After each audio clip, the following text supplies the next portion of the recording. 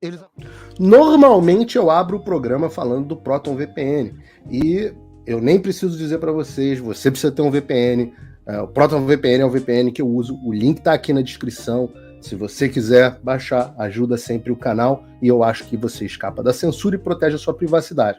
Mas hoje a gente vai direto ao ponto. Eu estava surpreendido, eu estava na reunião ontem com os meus patronos Gold. Para quem não sabe, eu tenho uma categoria de apoio que são meus patronos Gold, são as pessoas que contribuem com $50 por mês e a gente faz as nossas reuniões. É uma reunião como se fosse de Zoom, né, Google Meets, onde a gente estava discutindo, cada um estava ouvindo opinião, a gente estava discutindo a reforma do judiciário, no caso, na reunião, e de repente começaram a chegar os vídeos do que estava acontecendo na Bolívia. E junto desses vídeos começaram a vir notícias de um golpe de Estado. Deixa eu mostrar para vocês um pouco do que estava se passando na Bolívia. Está entrando esta tanqueta praticamente a Casa Grande, a Palacio Quemado, está ingresando, ha roto prácticamente la puerta a este vehículo que está fuertemente armado. Ha roto la puerta, hay bastante uso de agentes químicos en este sector. Ustedes observan cómo ha quedado la puerta, está prácticamente destrozada. Este vehículo ha destrozado la puerta de Palacio Quemado. Ahí hay personas, ustedes observan que están tratando de abrir, entendemos que lo van a abrir nuevamente. Han abierto la puerta de Palacio Quemado. Este vehículo ha roto prácticamente. Ustedes han visto en imágenes en directo lo que ha ocurrido. Y nuevamente los militares ya toman prácticamente Palacio Quemado, las puertas, lo que hasta hace algunos minutos no podían porque habían policías, entendemos que en la parte de adentro impidiendo esto, pero ya los militares han ingresado con este vehículo oficial. No sabemos si hay heridos o personas que estaban en la parte de atrás. No primeiro momento, quando vi isso, eu falei, não se trata de um golpe. Estranhei, porque a gente sabe, essas imagens aqui, blindadas, etc., isso aqui não é, normalmente golpe não é assim. A gente aprendeu recentemente no Brasil e nos Estados Unidos que golpe, normalmente tem que ter a figura de alguns tiozões com a bandeira do Brasil, no caso com a bandeira da Bolívia. Não vi nenhum tiozão com a bandeira do país. Não vi ninguém rezando terço. Não rezou terço, não é golpe de Estado. Não vi ninguém cantando o hino da Bolívia. Não vi, não tinha. Não vi vendedor ambulante. Então, não configura golpe de Estado. A gente percebeu isso na hora, que não era um golpe de Estado.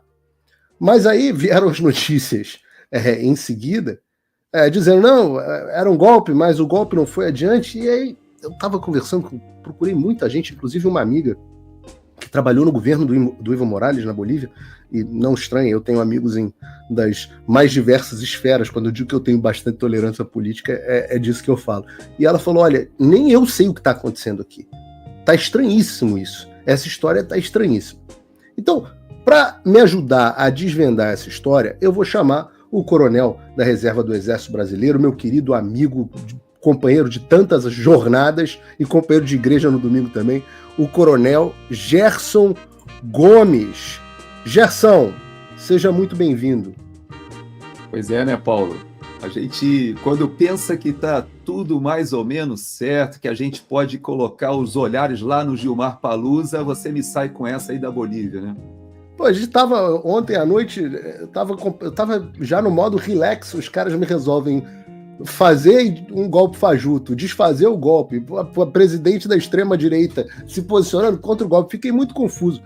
Gerson, você é um cara que conhece muito de política da América Latina, meu guru, já teve em vários desses lugares, inclusive em missão, conhece, estuda a fundo. Eu queria que você me explicasse para o pessoal da audiência, primeiro, qual o cenário político na Bolívia?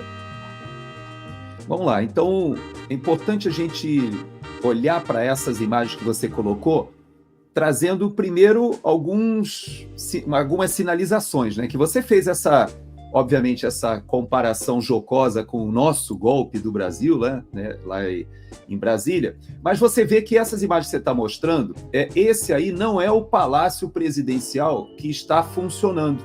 Esse é o antigo. Então, essa encenação foi interessante, porque o presidente ele estava trabalhando no outro palácio, que fica um pouco distante. É bem próximo, mas não é aí. Bom, No entanto, foi feita toda essa invasão e tal, polícia. E o mais estranho ainda é que eu fiz o contato com alguns amigos também de lá e eles me falaram o seguinte: Gerson, todas as tropas foram chamadas ali para o local, mas sem munição real. O pessoal estava com munição de controle de distúrbio, gás lacrimogêneo, ou seja, você faz um golpe de Estado com armamento não letal. Quer dizer, tá estranho. Depois, ainda mais esquisito ainda, é o fato de que o presidente, que estava em segurança no outro prédio lá, ele se desloca para ir para esse mesmo local para receber os golpistas, né? E aí fala, aí tem toda uma parte que você depois pode provocar. Mas vamos à sua solicitação do contexto. Eu fico muito confuso, Gerson, porque é uma história um pouco sugênis. Você tinha o Evo Morales, depois você teve toda aquela confusão nas eleições, com problemas com observadores internacionais, questão, não vou falar aqui a palavra mágica, mas uma eleição pouco transparente com a vitória da esquerda. Depois você teve uma prisão da presidente, e agora que está, inclusive, falando no Twitter que não apoia esse golpe. E, no entanto, eu estou vendo na Globo News que há uma articulação da extrema-direita global para derrubar a esquerda, etc. Eu fiquei confuso. Você pode explicar o cenário político da Bolívia para a gente? Que eu sei que você conhece. Vamos lá. Então, primeira coisa a gente entender é o seguinte: hoje, quem governa a Bolívia é um representante, se a gente quisesse comparar, seria a Dilma Rousseff do Lula ou o Fernandes da Cristina Kirchner. Então, primeira coisa que a gente contextualizar... Então, Luiz Arce está para Evo Morales, assim como Dilma Rousseff estava para Lula, digamos assim. Perfeito, fica fácil até para a audiência entender. Então, ele era o ministro da Economia do próprio Evo Morales, ele era amigo pessoal do Evo Morales, e veja que o golpe que aconteceu na Bolívia, ele aconteceu, na verdade, quando o Evo Morales tentou o seu 4º mandato. Vamos lembrar que o Evo Morales ele foi eleito a primeira vez ali em 2006, ele muda a Constituição fazendo aquela receita que todo o Foro de São Paulo fez, né? Seja na Venezuela, seja na Nicarágua, até foi ventilado se fazer na Argentina. E cada país tentou fazer a mesma coisa. No Equador foi feito, no Peru... No próprio Brasil houve essa discussão de aumentar, acabar com o limite de mandato, né? Exato. Então, você vê que a ideia inicial era ele mudar a Constituição, ele conseguiu, e aí só que ele deu uma jogada interessante, aí a primeira semelhança com o Brasil que você pode resgatar, é que ele dominou a parte da justiça, o Supremo Tribunal Federal da Bolívia, vamos dizer assim, ele nomeou, ele colocou ali o pessoal do lado dele e eles autorizaram não somente a mudança da Constituição, como ele ter uma segunda reeleição que não era prevista no texto constitucional. Por quê? Porque ele argumentou que aquele primeiro mandato dele foi na Constituição antiga, então ele tinha direito a mais 2, então com isso ele fez 3.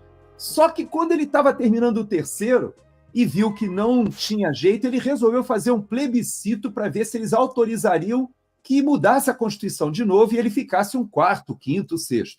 Ele se inspirava muito, obviamente, no Fidel Castro, ele se inspirava muito no próprio Hugo Chávez, mas acaba que o Chávez fica doente, morre, o próprio Fidel Castro, que muitos pensavam que ele não morreria nunca, ele acaba morrendo, mas no caso do Evo Morales, ele queria se perpetuar, fez o plebiscito e aí teve o primeiro problema, porque ele perdeu o plebiscito. Então ele perde, e aí o que ele resolve fazer? Ele vai para a Suprema Corte, o STF, e mais ou menos como o Gilmar Mendes falou, né, que o Lula deve a descondenação e a reeleição dele ao Supremo Tribunal Federal, mais ou menos a mesma fórmula, o Evo Morales olhou para o Brasil e falou assim, eu vou aplicar essa aqui também.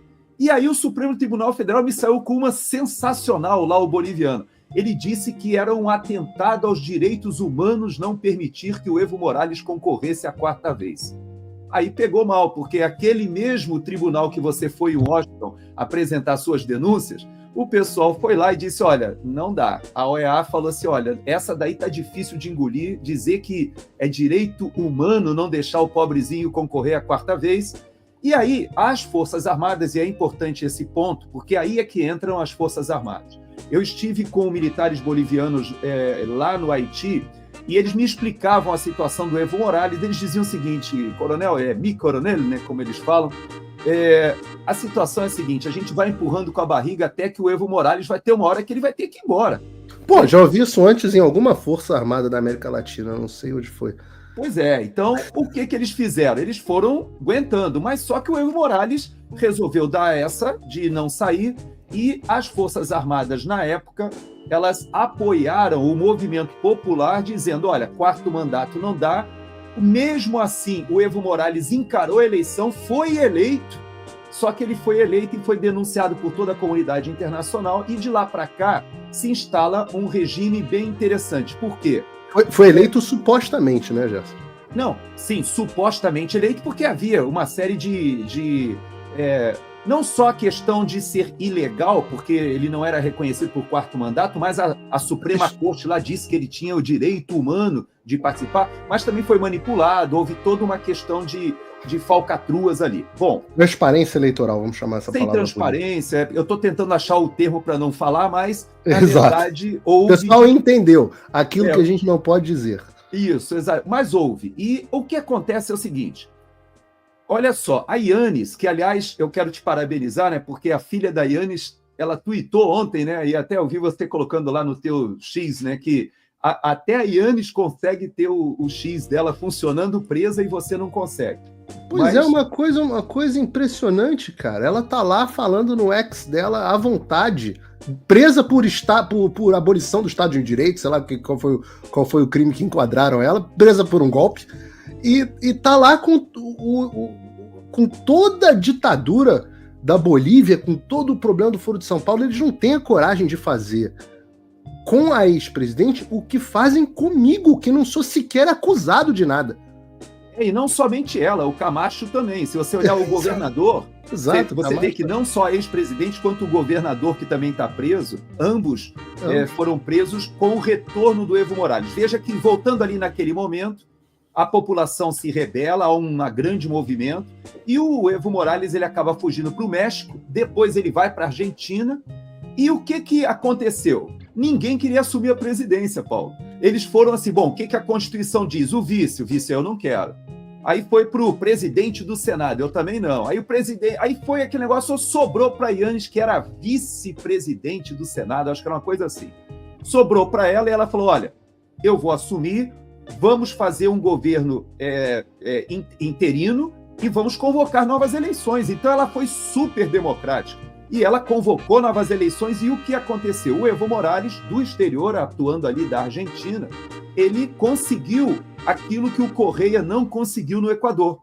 Porque o Correia passou pelo mesmo processo, igualzinho no Equador, ele foi para a Bélgica, foi para a Europa, fugiu, e ele tentou retornar, perde a eleição, e depois, e o interessante também é que o Correia quase consegue voltar nessa última eleição. Eles assassinam o principal candidato, por coincidência, mais ou menos parecido com o que aconteceu com o Bolsonaro ali, com aquele atentado, só que no caso do Equador funcionou, eles assassinaram o candidato presidencial há 2 semanas do primeiro turno. Que era um jornalista, né? Era jornalista também, era um cara muito ativo, mas ele era principal inimigo do Correia. E a candidata do Foro de São Paulo, e do tráfico de drogas, ele claro, era um cara ele muito opositor. O tráfico de drogas, e ele, inclusive, ele dizia que ela, a candidata do Correia, dizia que se ela fosse eleita, ela ia trazer o Correia de volta. Ou seja, ela ia conseguir chamá-lo para ser ministro, uma coisa assim. Bom, conclusão, no Equador não funcionou, o Noboa foi eleito e tal, mas na Bolívia, o que acabou acontecendo é que sim, o Arce foi eleito, ele era o preposto do Evo Morales. O Evo Morales volta aclamado lá pela população de esquerda, há um grande movimento de esquerda na Bolívia, e ele volta, só que aí acontece o problema que eu quero comparar com a Dilma para o pessoal entender.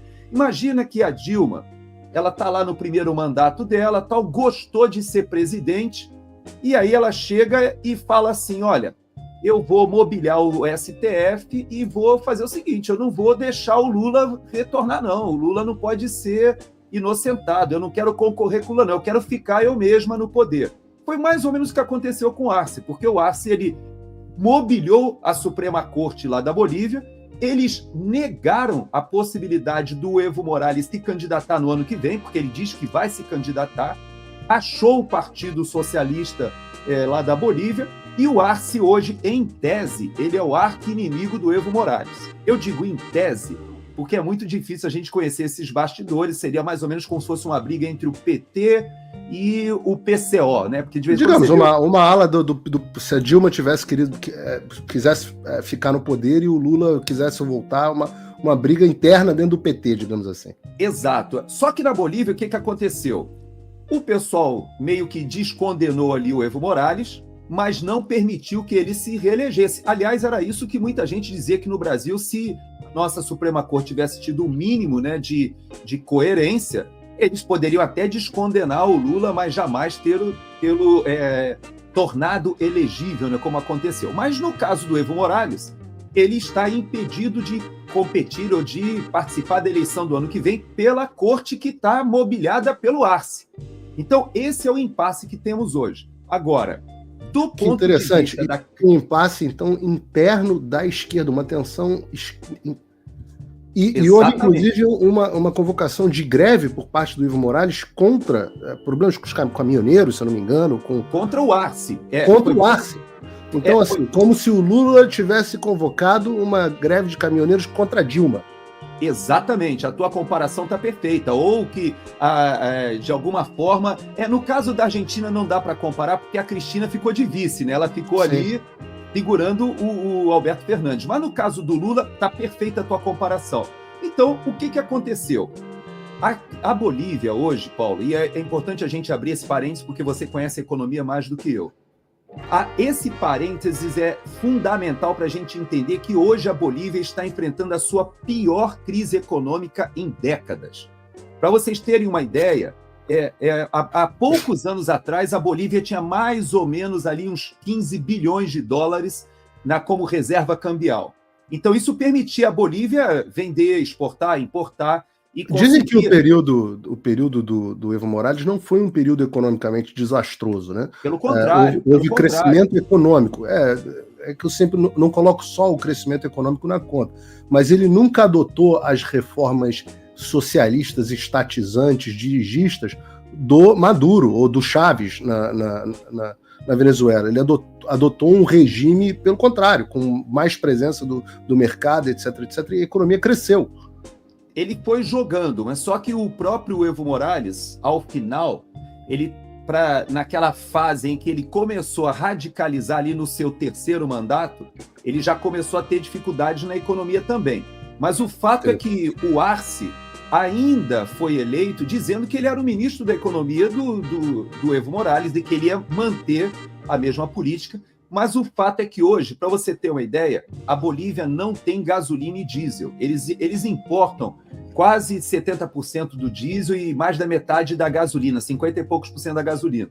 E mesmo com aquelas refinarias que o Lula deu de presente lá pro Evo Morales, mesmo assim, a Bolívia ela depende da importação, só que hoje, só para a gente dimensionar, ela sai de mais ou menos 15 bilhões de dólares de reserva cambial, e hoje está batendo ali entre 1 e 2, ou seja, não tem dinheiro suficiente sequer para você rodar nas transações de exportação e importação. E aí o que começou a acontecer? Não só falta combustível, como falta uma série de itens que são insumos necessários até porque são importados, mas também tem o aspecto do próprio povo não poder usar o dólar.